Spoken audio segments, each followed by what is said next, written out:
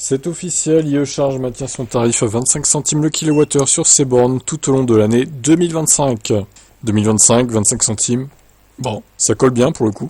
C'est l'offre la plus économique sur le marché de la recharge électrique. C'est aussi un pas de plus pour la transition énergétique pour tous. Alors, on met la carte, voir où est-ce qu'il y a des bornes. Bon, c'est surtout dans l'ouest de la France, le nord-ouest surtout. Même si ça se développe aussi dans le nord. Il y en a un peu dans le sud-ouest qui commence à arriver. Il y en a un peu dans le centre-est et dans le centre aussi. Par contre, sud-est, vous voyez rien, clairement. Ça va peut-être venir avec le temps, mais pour l'instant, il n'y a rien. Il y en a encore qui se construisent dans la Bretagne, la Loire, etc. Dans le sud-ouest un petit peu aussi. Quelques bornes en maintenance, pas tant que ça. Alors moi, j'ai cru comprendre sur les réseaux qu'il y avait pas mal de plaintes niveau de la fiabilité des bornes qui était pas ouf quand même. Moi, la seule fois où j'ai rechargé dessus, c'était quand j'ai fait mon trajet il y a quelques semaines, là. J'avais fait une vidéo, bon, bah, c'était plutôt bien passé. Bon, même si le Niro, évidemment, il est lent à recharger, mais c'était pas la faute des bornes, pour le coup. C'est la faute du véhicule. Mais bon, ça avait marché les deux fois, donc voilà. Aller-retour. Il y a 134 bornes, 6 en maintenance et 8 en construction. À noter qu'il y en avait seulement 5 en 2022. Donc, bah, écoutez, moi, si j'ai un trajet à refaire, un gros trajet à refaire à nouveau, bah, je privilégierais ce réseau-là, en espérant qu'il n'y ait pas de borne en panne au moment où j'arrive, mais sinon, je manquerai pas de le dire, évidemment. En tout cas, c'est une bonne chose que ça reste à 25 centimes. Je vous laisse. Ciao. Et Lucille Motors qui a clôturé l'année 2024 avec plus de 10 000 livraisons. Ils ont clôturé l'année 2024 avec un quatrième trimestre consécutif de livraison. Encore l'entreprise soutenue par les fonds d'investissement publics d'Arabie Saoudite a livré 3099 véhicules au quatrième trimestre, dépassant les prévisions des analystes de 2637 et marquant une augmentation de 11% par rapport au troisième trimestre. Par rapport au quatrième trimestre 2023, les livraisons ont augmenté de 78%. Du côté de la production, Lucide a fabriqué 3386 véhicules au quatrième trimestre, qui représente une croissance de 42% d'une année sur l'autre et dépasse les estimations de 2904 unités. Sur l'ensemble de l'année, Lucide a produit 9029 véhicules, dépassant de peu son objectif de 9000, et les livraisons pour 2024 sont totalisées 10 241 véhicules, augmentation de 71% par rapport à l'année d'avant, 2023. Ouais, alors c'est pas énorme quand même, hein, 10 000 véhicules vendus sur une année...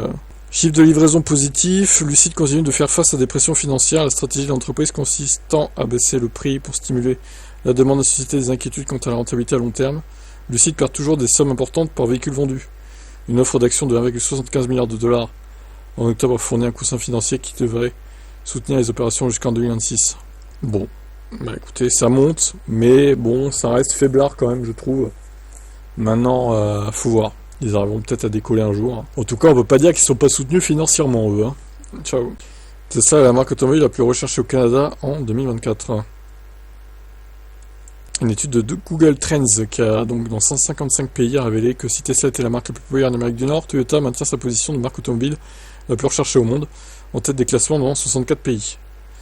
Ah mais attendez, on va pouvoir voir la France et tout. Je vais essayer de zoomer la carte après. Tesla prospère dans les régions, les États et les régions et pays, donc à la pointe de la technologie où l'adoption des VE est forte. Toyota reste un favori dans le domaine de l'accessibilité. La fiabilité et l'efficacité énergétique sont des facteurs clés d'achat. La domination mondiale de Toyota peut être attribuée à sa gamme diversifiée qui répond à un large éventail de besoins des consommateurs.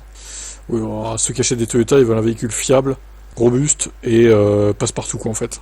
Parce qu'on ne peut pas dire que le design des Toyota soit à se taper le cul par terre non plus. Hein. Design extérieur ni intérieur d'ailleurs. Mais bon, on va encore me traiter d'anti-Toyota. N'est-ce pas? Je m'en fous, au pire, je dis ce que je pense. Alors, voyons cette petite map. On va essayer de zoomer sur la France. Alors, Tesla, c'est la couleur. Ouais, mais alors, les couleurs, elles se ressemblent toutes. C'est un peu dur de les différencier, là. Hein. Bah, je pense qu'en France, c'est Tesla, en vrai. Hein. Royaume-Uni aussi, Italie aussi, a priori. En vert, ça a l'air d'être BMW, donc l'Espagne, c'est plutôt BM. Les pays de l'Est aussi. En bleu, c'est Peugeot. Il y a un pays, c'est Peugeot, alors je ne saurais pas vous dire lequel.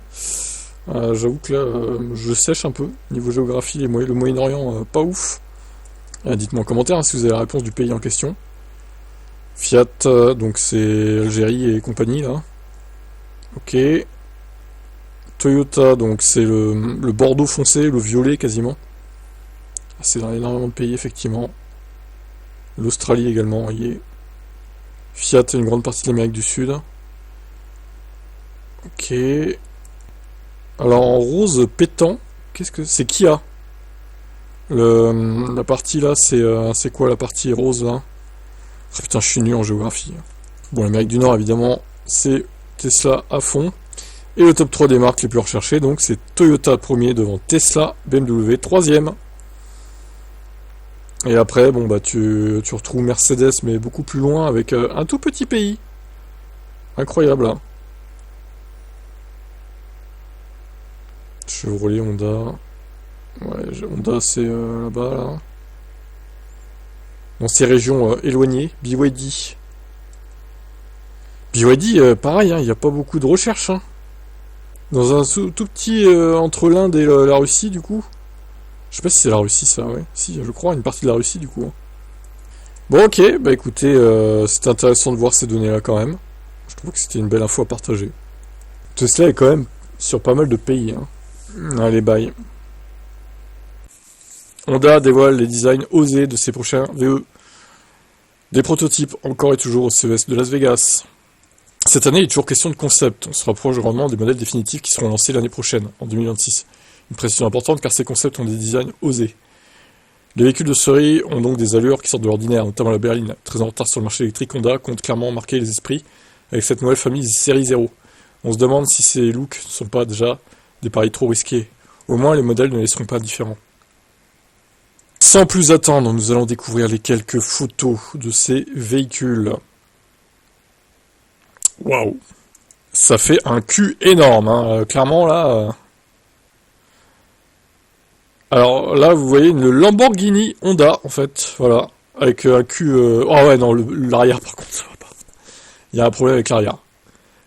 L'avant, ça fait vraiment penser à Lamborghini, pour le coup, mais...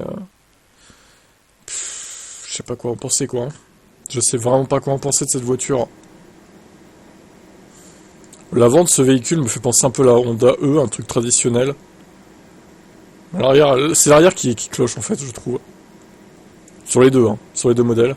Bon, après, c'est peut-être une question d'habitude aussi, j'en sais rien. Une silhouette déroutante avec une partie avant courte et plongeante qui contraste avec un arrière très massif digne d'un tank. La berline a toutefois une faible hauteur. La marque promet quand même un bon espace à bord, grâce notamment à un plancher moins haut que sur d'autres modèles électriques, apparaît un travail d'épaisseur de la batterie. Sans surprise, la planche de bord de ces modèles est bardée d'écran. Les autos de la série 0 sont équipées de l'Asimo AOS, un système d'exploitation du véhicule d'origine mis au point par Honda. La marque explique que la plateforme logicielle appliquera un contrôle intégré des unités de commande électronique au système du véhicule, tels que la conduite automatisée, le système d'avancée d'aide à la conduite et le système d'avertissement embarqué. Le système proposera des mises à jour à distance qui permettront d'améliorer les autos au fil de cycle de vie. La série 0 aura aussi pour mission de faire avancer Honda dans la conduite autonome. Ces véhicules visent le niveau 3, niveau dans lequel la voiture se charge de la conduite, permettant ainsi à un conducteur humain de se consacrer à une tâche secondaire. Donc regarder un film, bouiner sur le téléphone, etc. quoi. C'est Honda commencera avec une technologie sans regard disponible en cas d'embouteillage sur les autoroutes et progression au fur et à mesure. Les deux premiers véhicules seront lancés aux US en 2026 et en Europe peut-être 2027 et quelques. Dans 2 ans quoi. Bon bah pas d'infos sur les capacités de batterie, la recharge, les tarifs éventuels. Vu que c'est du Honda, à mon avis ça va pas être donné. Ouais, bon, j'attends de voir les modèles définitifs. Est-ce qu'ils seront un peu différents ou est-ce qu'ils vont encore être stylés?